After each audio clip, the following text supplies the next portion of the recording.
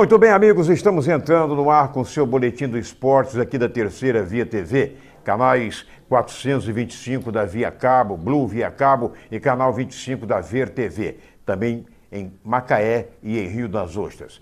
Destaques desta edição. São João da Barra perde para o Flamengo pelo Otávio Pinto Guimarães. Corinthians vence Internacional e afasta a crise. Botafogo fica no empate com o Sport pelo Brasileiro. Cruzeiro vence o Vitória e continua cada vez mais líder. Macaé fica no 0-0 com Fortaleza pela Série C. Palmeiras joga melhor, mas perde para o Santos por 3-1. Flamengo não resiste à pressão, perde para o Atlético Paranaense. Curitiba perde para o Figueirense e continua na lanterna. Joel Santana diz que Vasco voltará à primeira divisão este ano.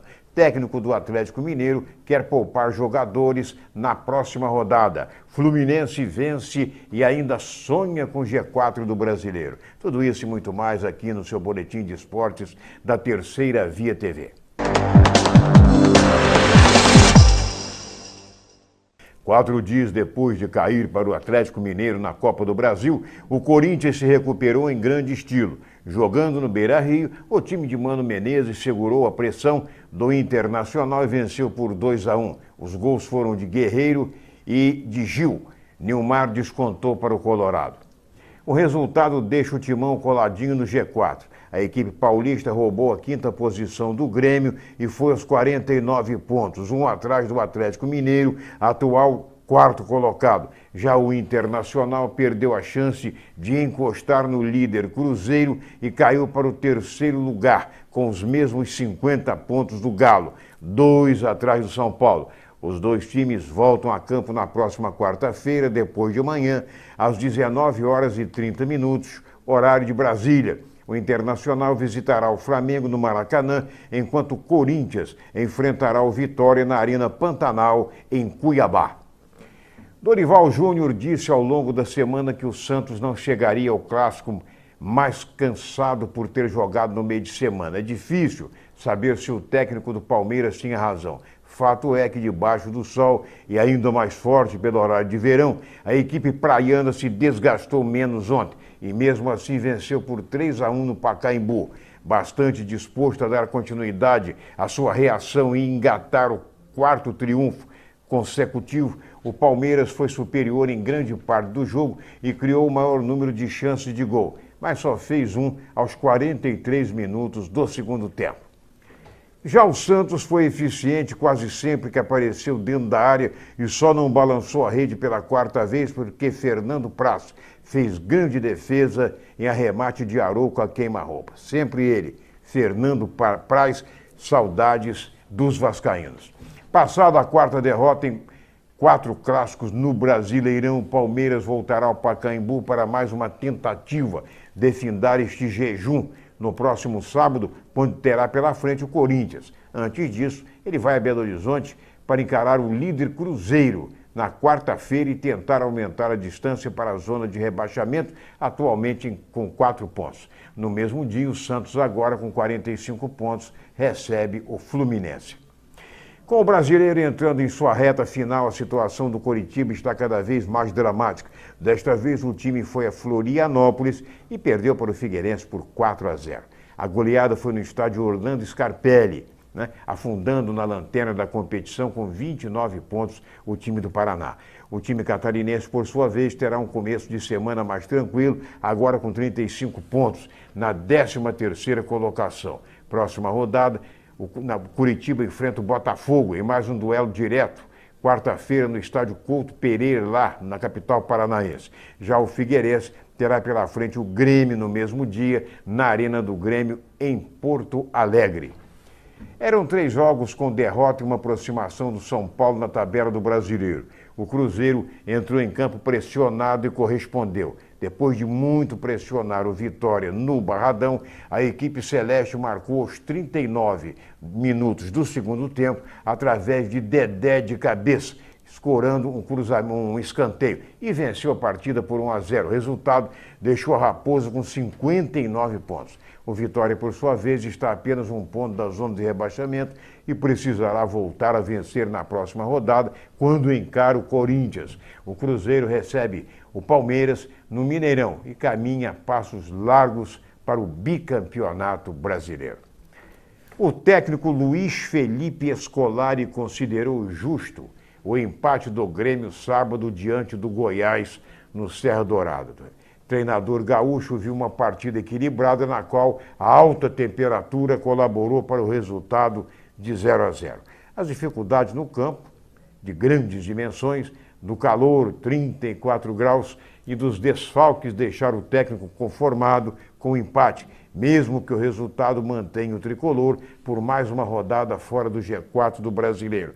A equipe gaúcha volta a campo na próxima quarta-feira diante do Figueirense, na Arena. Para este jogo, Felipão deverá contar com a volta de seus 2 atacantes titulares. Esses 2 homens de frente não jogaram ontem. Boa parte dos jogadores do Atlético Mineiro acusou claro desgaste na vitória por 1-0 sobre a Chapecoense sábado. Triunfo suado, justamente por causa do estado físico do grupo. A maratona terá sequência amanhã contra o Bahia em Salvador e alguns atletas vão descansar. Você tem que revezar alguns jogadores ou não consegue. Os jogos exigem muito, afirmou o técnico Levir Coupe, que agradeceu o comportamento dos torcedores no estádio Independência, que pertence ao América Mineiro. Não houve queixas dos torcedores quando a equipe cansada fechou-se para segurar o placar.